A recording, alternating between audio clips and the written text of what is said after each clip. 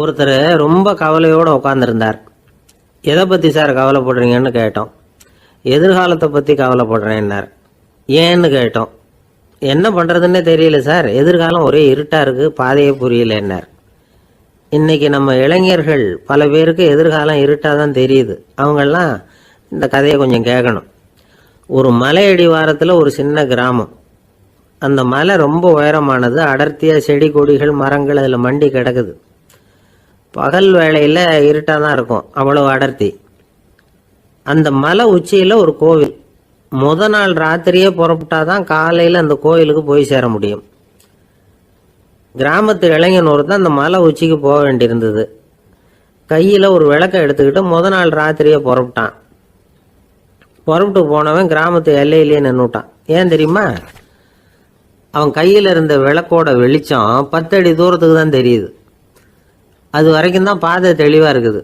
அதுக்கு அப்பால எல்லாம் ஒரே இருட்டாக இருக்குது, பாதை புரியல. இவன் யோசனை பண்ணி பார்த்தான். மனசுக்குள்ள ஒரு சந்தேகம். 10 அடி தூரம் தானே வெளிச்சம் தெரியுது, அப்படின்னா நாம் 10 அடி தூரம் தானே போக முடியும். அதுக்கும் அந்தாண்ட ஒரே இருட்டாக இருக்குது. அதில் எப்படி நாம் நடந்து போகிறது? நாம் ரொம்ப தூரம் நடந்து போய் ஆகணுமே. அப்படிப்பட்ட நினப்பெல்லாம் அவனுக்கு வந்துட்டுது. இதுதான் அவன் மனசில் ஏற்பட்ட தயக்கம். இப்படி யோசிச்சுக்கிட்டே அந்த இளம் ஆசாமி புறப்பட்ட இடத்துலயே நின்றுக்கிட்டு இருக்கிறான். அந்த சமயத்தில் ஒரு வயசான பெரியவர் அந்த பக்கமாக வந்தார். அவர் கையில் இதை விட சின்னதாக ஒரு விளக்கு வச்சுருந்தார்.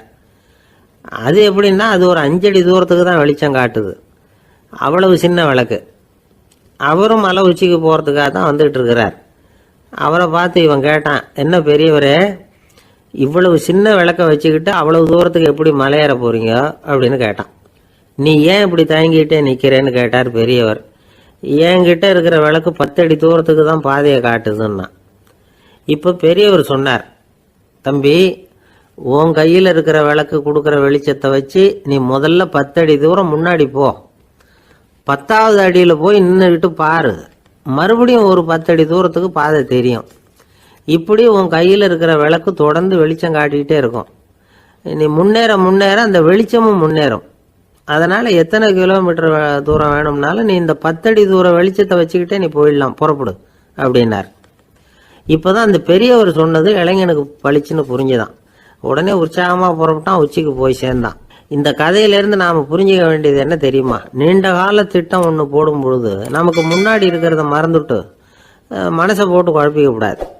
உங்கள் கையில் என்ன இருக்கோ அதுலேயே உங்கள் எதிர்காலம் மறைஞ்சிருக்குது.